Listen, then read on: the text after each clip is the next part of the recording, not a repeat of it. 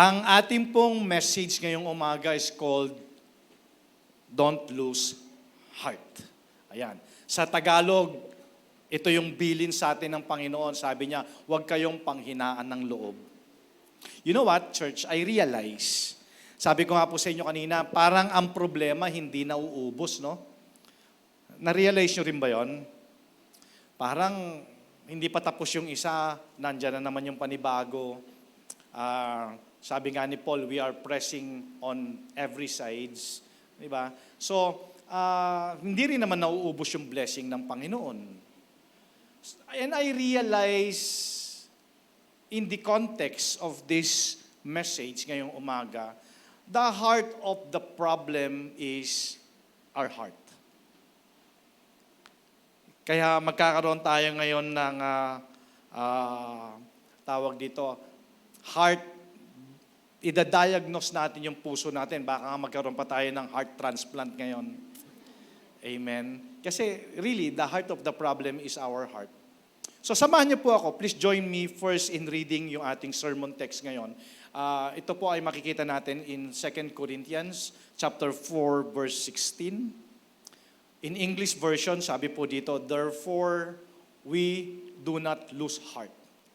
Even though our outward man, ito yung ibig sabihin, even na yung ating flesh, even yung ating katawan ay perishing, yet the inward man, okay, our soul, di ba, our spirit, is being renewed day by day. Sabi diyan sa Tagalog, yan ang dahilan kung bakit hindi kami pinanghihinaan ng loob. Kahit na unti-unting humihina ang aming katawan, patuloy namang lumalakas ang aming espiritu. Praise God. Thank you, Lord, for your words. So, again, church, the very context is, huwag kayong panghinaan ng loob.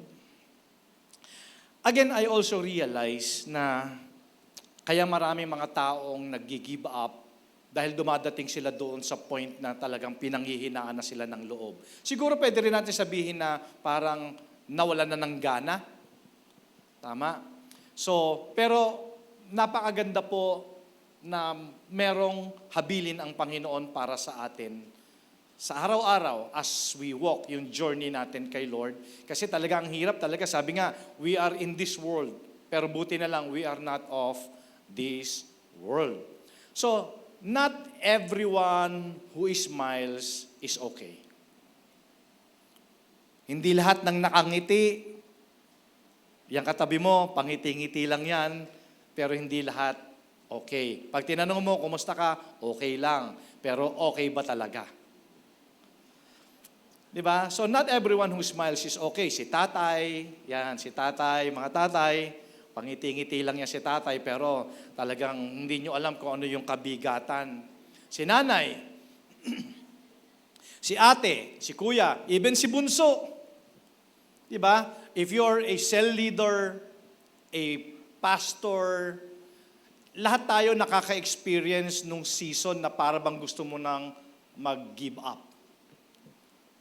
Pinanghihinaan tayo ng loob, or sabi ko nga sa inyo kanina, nawawalan tayo ng gana.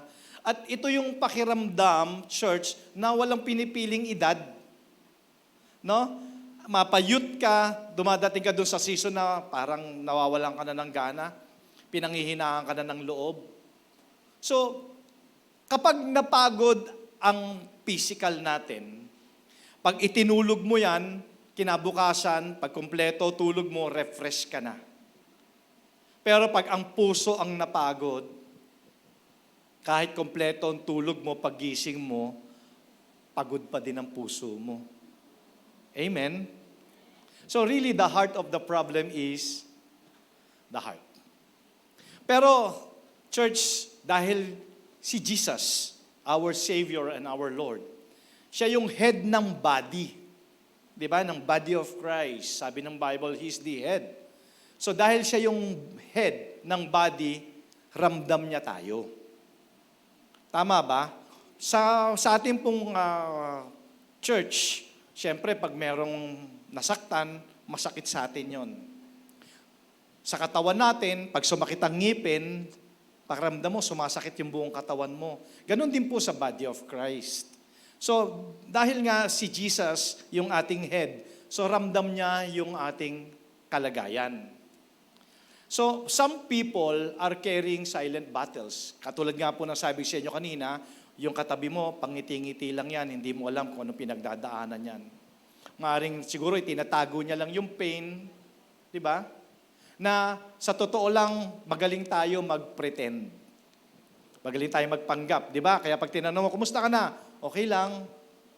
Pero nandun ka na sa point ng pretending ka na. And syempre, ito yung mga pain, struggles na tayo bilang tao, hindi natin to nakikita. Pero ang may kapangyarihan lang na makakita nito, walang iba kundi ang Panginoon. Kaya nga sabi sa 1 Samuel chapter 16:7, di ba? Na talagang tayo bilang tao, ang nakikita lang natin superficial. Nakikita lang natin yung panlabas. Pero ang Lord kita niya yung heart. Tama? Kaya gusto kong bigyan kayo, ma-encourage kayo today na you're not alone. Kung ikaw man ay may pinagdadaanan, kung meron ka mang problema, hindi mo alam kung anong gagawin mo, you're not alone kasi alam ng Lord yun. Kaya nga tayo naghabili ng Panginoon sa atin, di ba? Na wag tayong panghinaan ng loob kasi nandyan siya eh. Kita ng Lord kung masaya ka. Alam din ng Lord kung malungkot ka. Alam din ng Lord kung pagod na yung puso mo. Tanong mo ngayon katabi mo, kumusta ba ang puso mo ngayon? Kumusta ang puso nyo? O, di ba? Magaling tayo mag-pretend eh. Okay lang. Pero ang totoo, hindi naman talaga okay. Kasi alam nyo ba na may mga araw talaga na ang saya-saya mo? Inspired ka, pero may mga araw din na pagod ka na. Nandun ka na lang sa sulok, umiiyak. Pero hindi lang ikaw ang nakakaranas nito, kapatid. Hindi ikaw ang unang tao na nakaranas niyan. Hindi ikaw ang unang binrake ng boyfriend. Hindi ikaw ang unang tao na wala ng trabaho. Hindi rin ikaw ang unang tao na nakaranas ng karamdaman. Diba? In this world, there will be trouble. But take heart. Kita mo, heart na naman, di ba? But take heart. Sabi ng Panginoon, I have overcome the world and so we are. Alam niyo po, itong mundo na to, punong-puno ito ng mga hurt people. Ang masakit nun, hurt people. And they are pretending to be fine. Kaya, church, una siguro na gusto ko kayong encourage is, be kind. Kasi hindi mo alam kung ano yung pinagdadaanan ng isang tao. Kaya nga yung kindness, di ba, bilin sa atin talaga ng Panginoon, be kind to one another. The word kindness, ito yung how you treat other people. Di ba? Hindi tayo namimili kung sino yung itatrato natin ng maayos. So, bumalik tayo doon sa pinag-uusapan natin na minsan pagod na talaga tayo. Pagod na tayo physically, pagod na tayo mentally, di ba? Spiritually, nakakaranas tayo emotionally, pagod na, pati bulsa natin, pagod na din. Di ba? Pero alam niyo ba na even si Jesus felt tired at some point? Di ba? Alam ko, nabasa niyo naman to eh. Di ba? Ito yung when the weight is too much. Yung pakiramdam mo parang sobra ng bigat na. Meron ba ganun ngayong umaga? Meron ba na nandito ka ngayon sa church na to kasi alam mo na si Lord merong words sa'yo? And listen to this, church. There are seasons in life when the weight becomes too much. Not because you are weak, but because what you are carrying is heavy. Church, there are seasons, I'm not saying all the time, pero merong panahon na masyadong mabigat. The weight is too much. Sinasabi mo na masyadong mabigat ito. Hindi dahil sa mahina ka, masyado lang mabigat yung dinadala mo. Pakisabi nga sa katabi mo, hindi ka mahina, kapatid. Masyado lang mabigat yung kinakarga mo. Nagets nyo? Hindi ka mahina. Mabigat lang talaga. I'll give you one illustration. Very good illustration. Di ba, alam nyo yung mga weightlifters? Mga weightlifters, hindi mahina yun. Kasi kaya nga nilang bitbitin yung hindi natin kayang bitbitin. Okay, they practice, di ba? Mga weightlifters, pero meron din silang limitation. Di ba? Hindi lahat kaya nilang buhatin. Kaya nga meron limit lang yung pwede nilang buhatin. Pero kahit na merong limit pa din, during competition, yung pwede nilang buhatin, meron pa rin hindi nakakabuhat. But doesn't mean na mahina sila. Mabigat lang talaga. Amen. So, get nyo yung point? So, unang-una gusto kong sabihin sa'yo, na kung ikaw man ay may kabigatan ngayong umaga, church, gusto kong sabihin sa'yo, hindi ka mahina. Mabigat lang talaga yung daladala mo. Tama? Nagets nyo? Hello?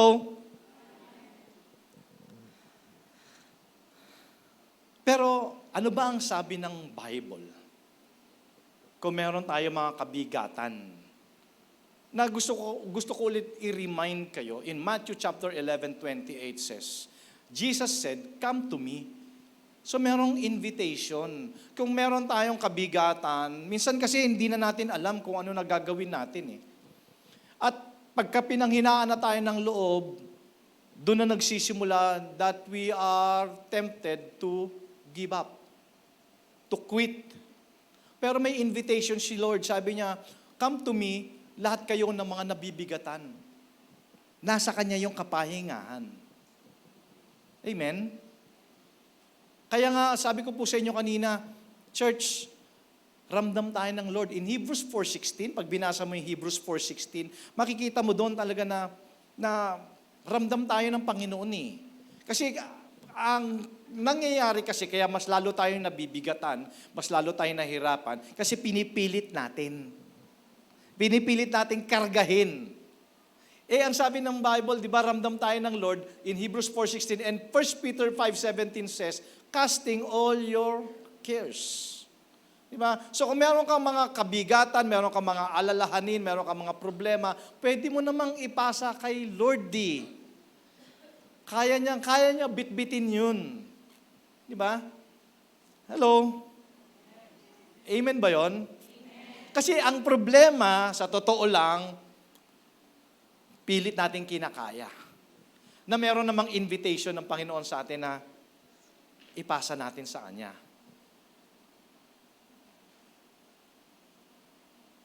So, mismo si Jesus Christ Himself, in that moment, doon sa Garden of Gethsemane, just before He was arrested, sabi niya sa mga disciples niya, di ba? Remember, in Matthew chapter 26, verses 36 to 38, sabi dito, "Then Jesus came with them to a place called Gethsemane and said to the disciples, okay, sit here, dito lang kayo ha.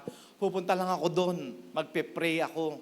Okay, and He took with Him Peter and 2 sons of Zebedee, and He began to be sorrowful and deeply stressed. Grabe, no? Mismong si Jesus, because tao kasi siya dito eh.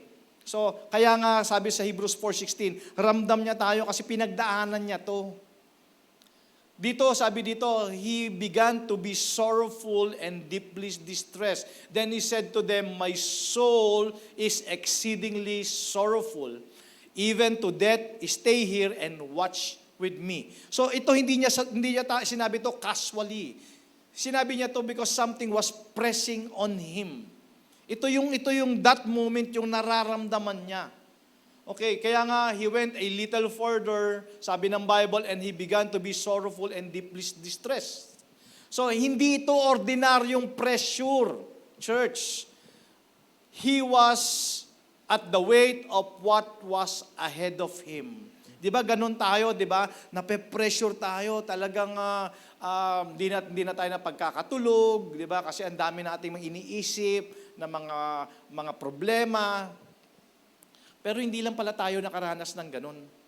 Even Jesus, di ba? Something was pressing on him. Yun na yung alam niya eh. Imagine mo church alam niya yung purpose niya.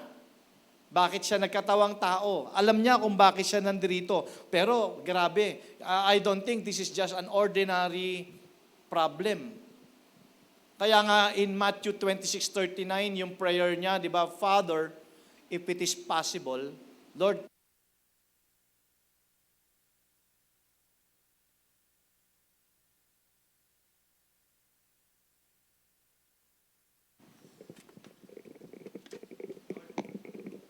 kung pwede lang si Yeye. Check. Hello? Ayan. Okay, Matthew 26:39.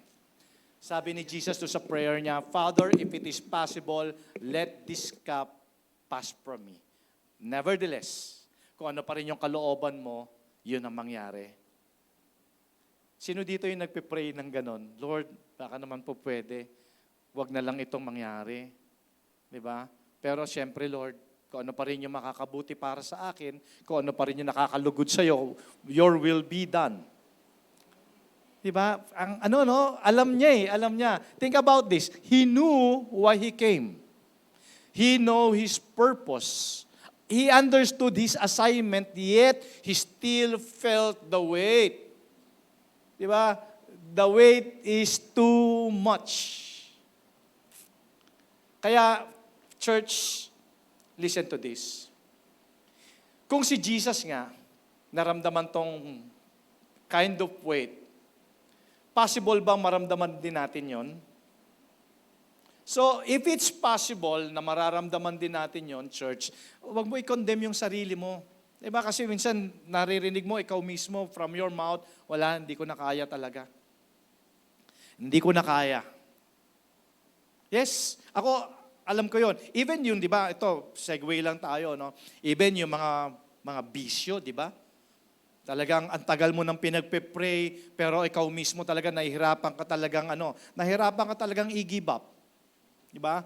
O yung mga problema, di ba? Church, ako totoo yon.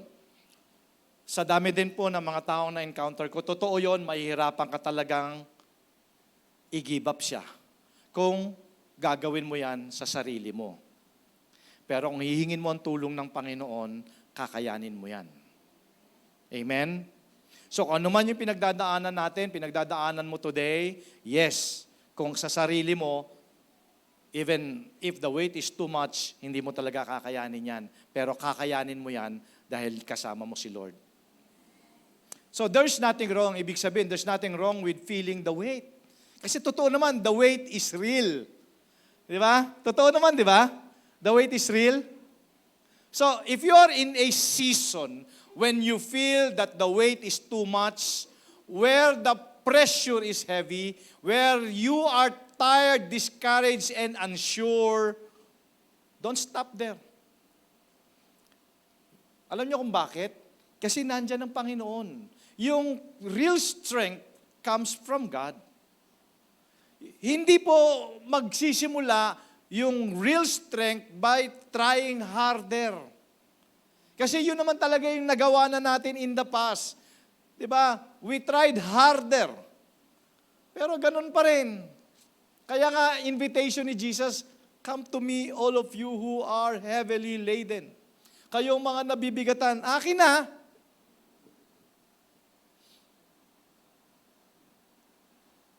So, am I talking to someone ngayong umaga na sabi niya, parang, Pastor, parang kulang na lang pangalanan mo ko dyan sa message na yan. Ngayon ba? Amen? Amen? Masyado na ba mabigat yung weight? Pero hindi ka mahina. Mabigat lang talaga. Pero malakas si Lord. At malakas ka kay Lord. Amen?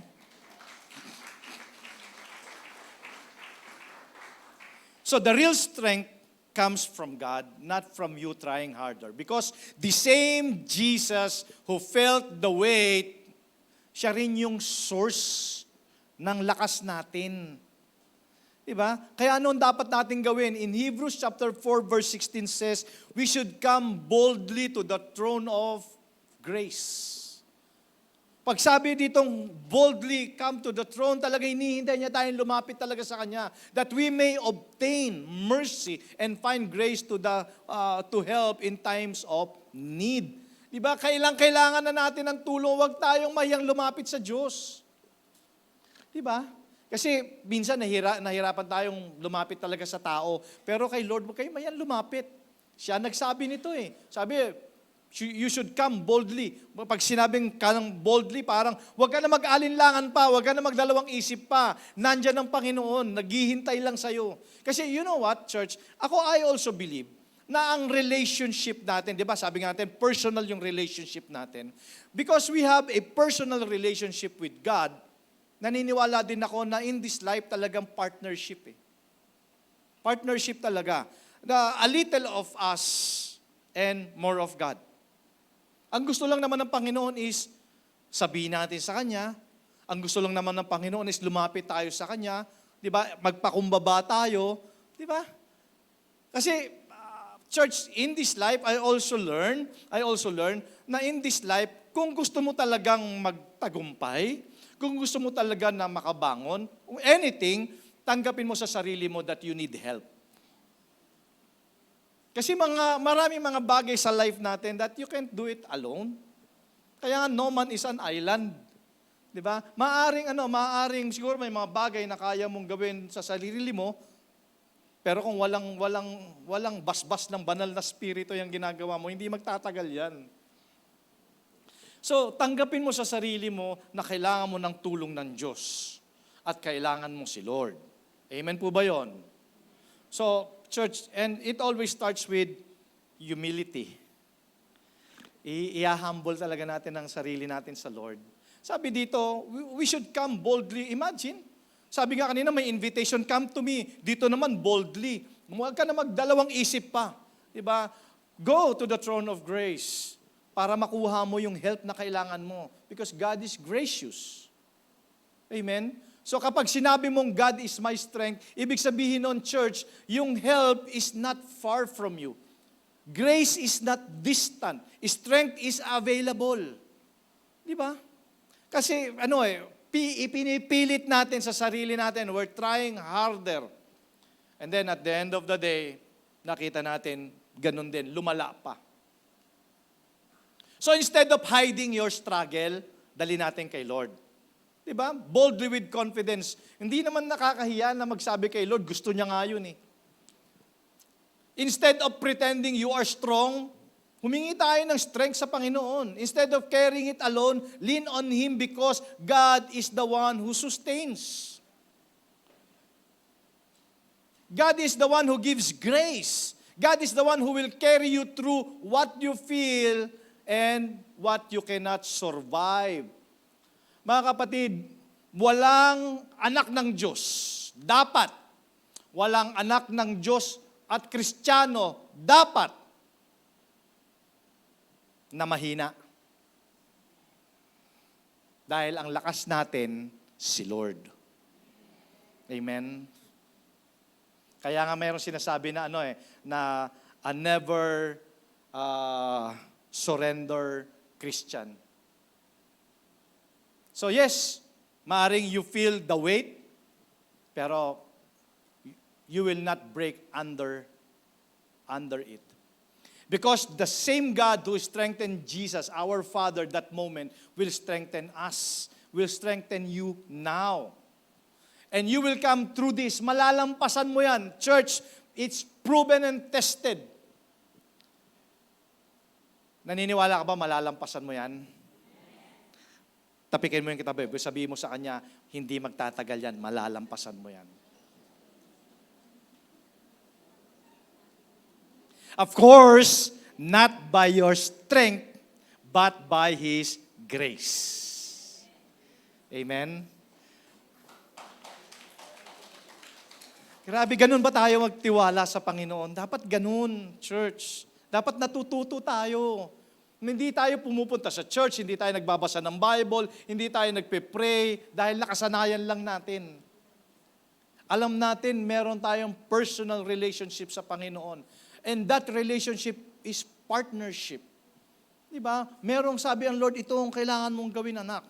Ito ang dapat mong gawin. Ito ang dapat mong matutunan. Kaya sabi sa 2 Corinthians 4:16, huwag kayong panghinaan ng loob. Di ba?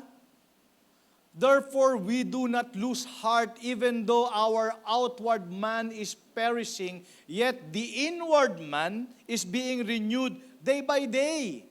Amen? So, sabi, yan ang dahilan kung bakit hindi kami pinanghihinaan ng loob. Kahit unti-unting humihina ang aming katawan. So, totoo talaga, ito talagang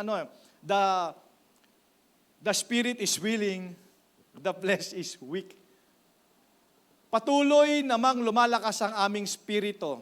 So, alam niyo po, ang life, ang buhay has many ways of wearing us down. Mahiwaga talaga ang buhay. No?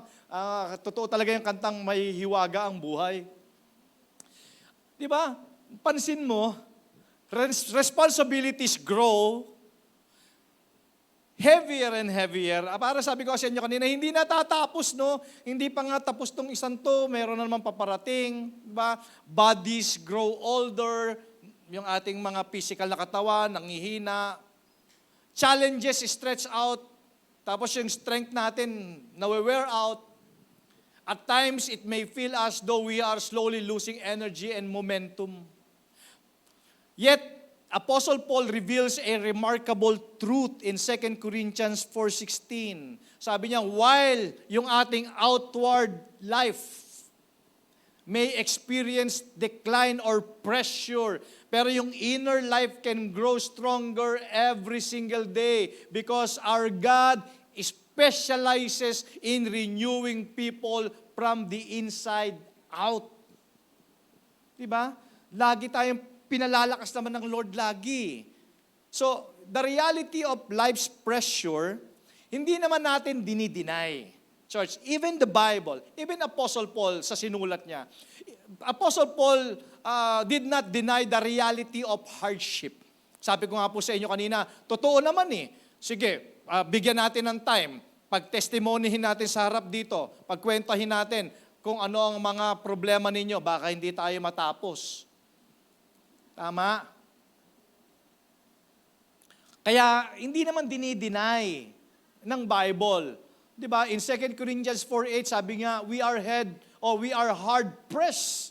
Hindi lang basta pressed, we are hard pressed on every side, but not crushed, perplexed, but not in despair. Sabi sa Tagalog, magkabila-kabila, no? Kabila-kabila.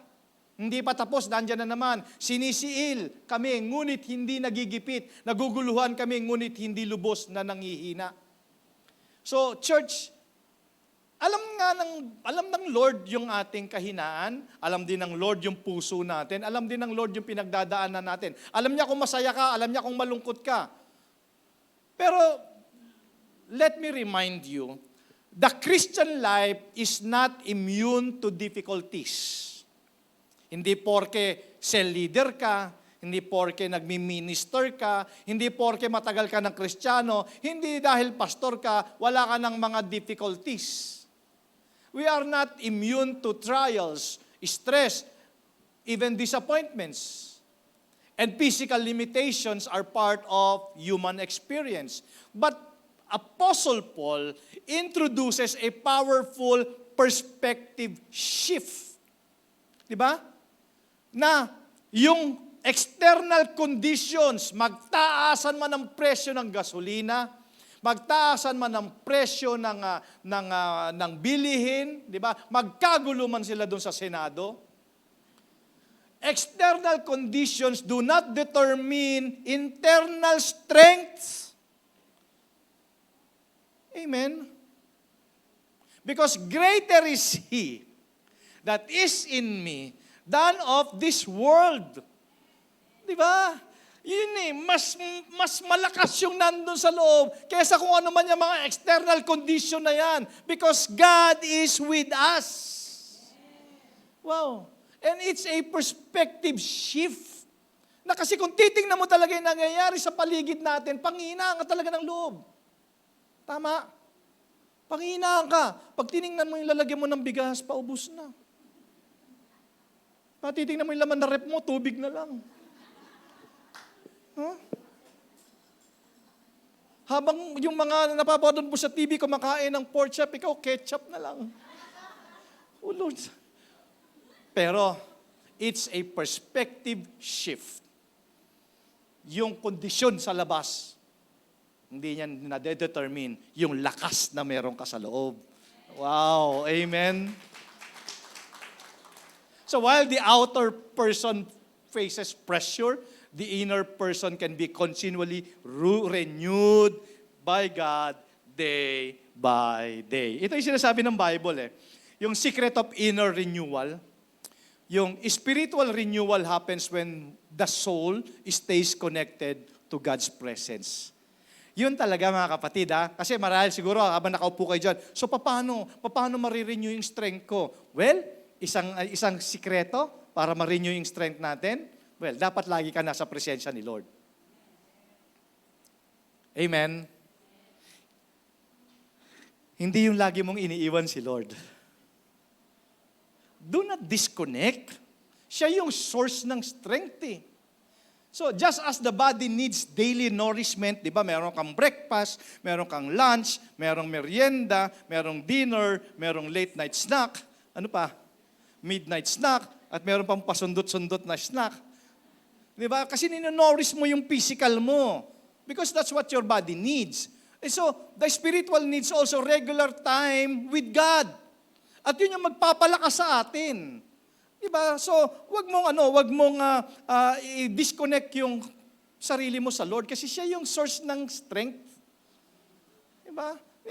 Kita mo, kompleto ka sa vitamins. Pero kompleto ka ba sa word? Malakas nga yung physical mo, but how about your spiritual? Isaiah 40:31 declares, "But those who hope in the Lord will renew their strength." Diba? They will soar on wings like eagles. They will run and not grow weary. They will walk and not be faint. So, ibig sabihin itong, those who wait in the Lord, church, waiting on God is not passive inactivity. Pag nabasa nyo sa Bible na, wait on the Lord, hindi ibig sabihin niya na wala kang gagawin. Wait lang daw. Diyan ka lang. Well, kung talagang yun ang sinabi ng Lord sa'yo, wala kang gagawin, wait lang, so wait ka lang. Diba? So, alam na mga youth yan, di ba? Wait lang.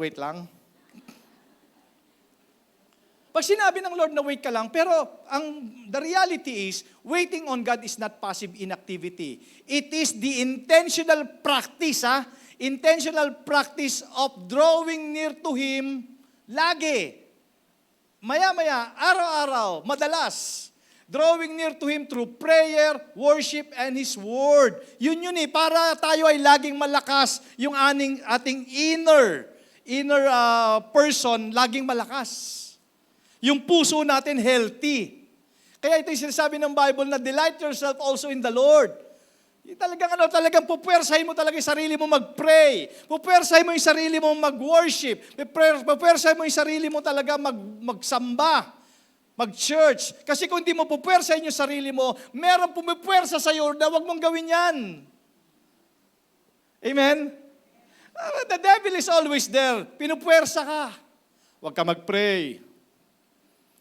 Huwag ka mag-worship. Huwag ka na mag-church. Ang init sa labas Di ba? Matutulog ka lang naman sa church Huwag ka na mag-devotion. Church, kailangan mong puwersahin. You delight yourself also in the Lord. And the promise is, and He will give you the desires of your heart. Amen? So, pag ginagawa mo yung church, in those moments, God replenishes what the world has drained. Talagang itong mundo na to, i-drain ka talaga nito. Maniwala po kayo, kung kayo ay talagang hindi kayo wise, i-drain talaga ng mundo na to lahat kung ano yung meron tayo. So instead, choosing hope over discouragement. Imbis na ma-discourage tayo, umasa na lang tayo sa Panginoon. Kasi dito si Apostle Paul, he begins this verse, 2 Corinthians 4:16, he begins this verse with a powerful declaration. Therefore, sabi niya, we do not lose heart. Because losing heart means giving into discouragement. Di ba yun yung kaya tayo pinanghina ng loob kasi discouraged na nga tayo. Ang tagal naman ng prayer ko sagutin ni Lord. What if kaya pala nade-delay lang yung prayer kasi may inaayos lang siya sa'yo? Ano yun, pastor? Pride. Na? Kaya, di ba sabi nga natin, delay doesn't mean denial. Delay sometimes happens because it kills your pride. Kasi baka naman pag sinagot agad ng Lord, mawala na yung glory niya, ikaw na. So, losing heart means allowing temporary struggles to overshadow God's eternal promises. Kaya sabi niya, we do not lose heart. Hindi kami pinanghihinaan ng loob. You know why? Because faith refuses to surrender to despair. Kasi kapag hawak ko ang faith, never giving up. Amen. Sabi mo nga, hawak ko ang faith. Yan. So, Psalms 27 verse 14 says, wait on the Lord, be of good courage, and He shall strengthen your heart. Wait, I say, on the Lord. So wait on the Lord. Church, di baling minsan nanghihina ang katawan, basta healthy ang puso. Amen? Happy ba kayo? Healthy ba puso nyo? Because hope grows when we remember that God is actively renewing us even when we cannot immediately see the results. Kasi mainipin tayo di ba? Pagka medyo natagal na yung pinagpipray natin, nadi-discourage na tayo. Umatin kaya kayo ng prayer gathering. Nako, grabe, makakita mo, merong mga prayer request na ang tagal na, pero nung umattend na siya ng prayer gathering, nagte-testimony na siya about the goodness of the Lord. Baka yun lang ang kulang. Sabi ni Lord, hindi, sasagutin ko lang yan pag umaattend ka na ng prayer gathering para meron kang testimony. Sabi mo nga sa katabi mo, next month, attend na tayo ng prayer gathering. Amen? Hindi lang tayo blessed sa prayer, hindi lang tayo blessed sa Lord, mayroon pang itlog at saka longganisa. Amen? O nga, what if? What if na kaya lang nade-delay yung prayer kasi it's just killing our pride?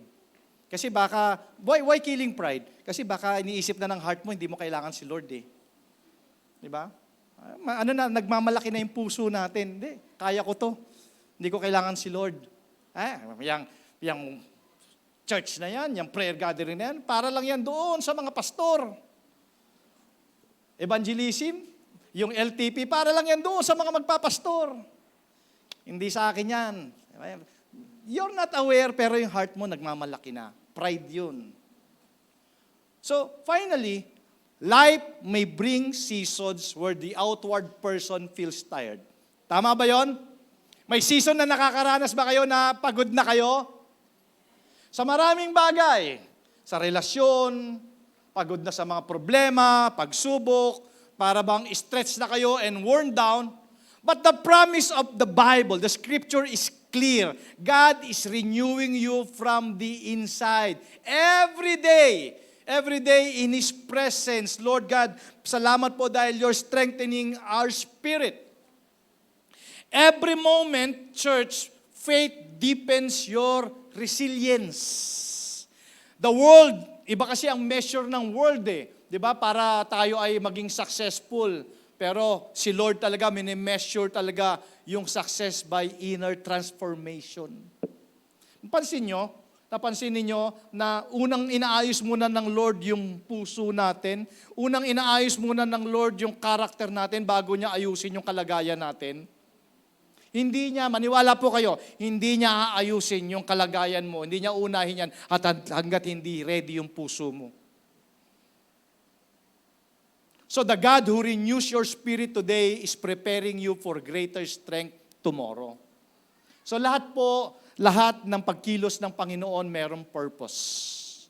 May dahilan siya. Marahil siguro, nasa proseso ka lang na pinatitibay ka lang ng Lord. Kasi alam ng Panginoon, marami pang dadaanan. Because in this world, there will be so much trouble. But take heart, sabi ng Bible. Huwag kang panghinaan ng loob kasi hindi kita iiwanan. Kung nalampasan ko yan, malalampasan mo din yan. Because Jesus also felt the heaviness. The weight is too much. So, as God continues His work within us, madidiscover mo, marami kayong madidiscover mga kapatid, na yung tunay na strength grows where faith remains rooted sa Panginoon. Marami po kayong madidiscover. So, before we end, meron akong pin-prepare dito. Ewan ko kung meron sa inyo na mag-a-admit na siya to. So, when the weight is too much, meron ba? Am I talking to someone na talagang, sabi natin, ang bigat, pastor, pwede bang, meron ba? Be honest. Ayun, meron 2, 3 doon sa likod. Oh, brother, closing prayer na tayo dyan. Kayo lang pala yung nakakaranas eh. Pero, kidding aside, church, when the weight is too much, tingnan mo kung ikaw to. Di ba, minsan, hindi ka naman umaalis physically, pero sa puso mo, pagod ka na. Amen. Gusto mo na lang magpahinga o tumigil. Minsan nga, gusto mo na mag-disappear. Kahit sandali.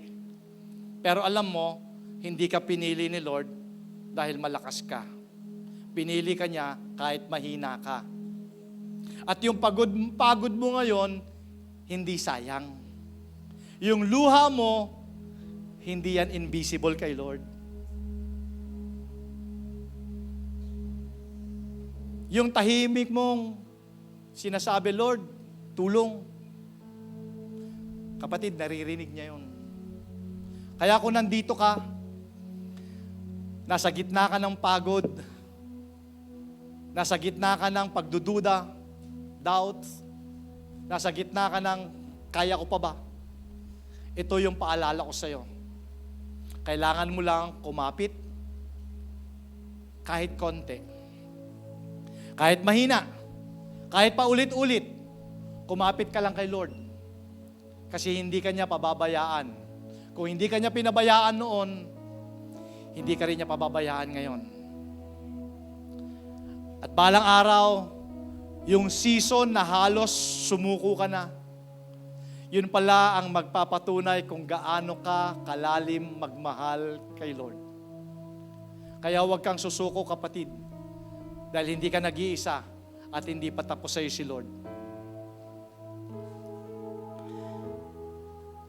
Sabi ng Lord, now, anak, let me do my part. You rest. You've carried enough, worried enough, prayed enough. Now it's time to release what you can control. Come to me, all of you who are tired and heavily laden, and trust what He already holds. When you feel tired, He becomes your strength. When you feel unsure, He becomes your certainty. When you feel weak, He works even more powerfully.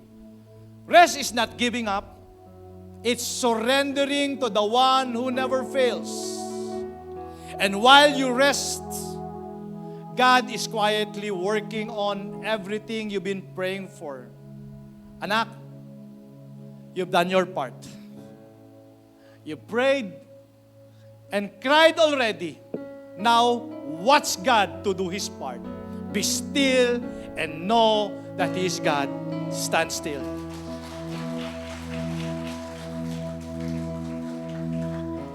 Kaya pa? Kakayanin po, basta kasama kita, Lord. Amen? Amen ba? Purihin ang Panginoon. Tayo po tayo lahat.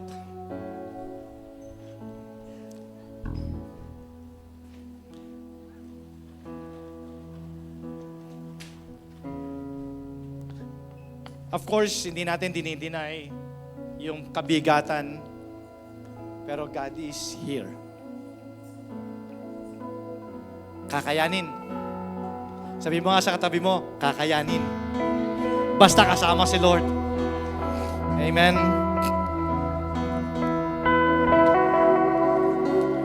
Bago tayo mag-worship, I remember, naalala mo ulit yung word several Sundays ago, yung si Peter, nangingisda siya. Kasama yung ibang mga fishermen. Magdamag silang ng isda pero wala silang nahuli.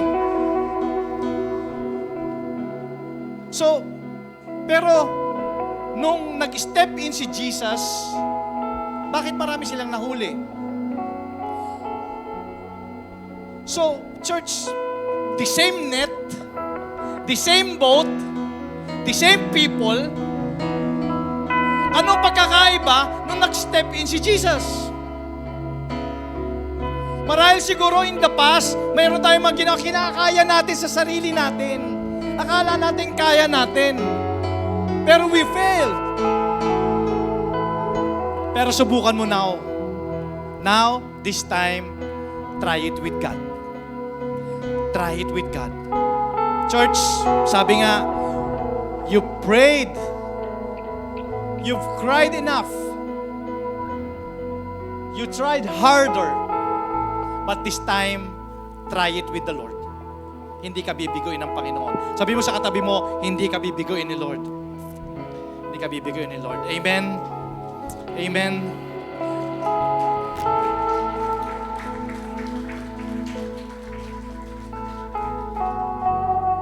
Sabi ng Bible, He bless those who earnestly seek Him.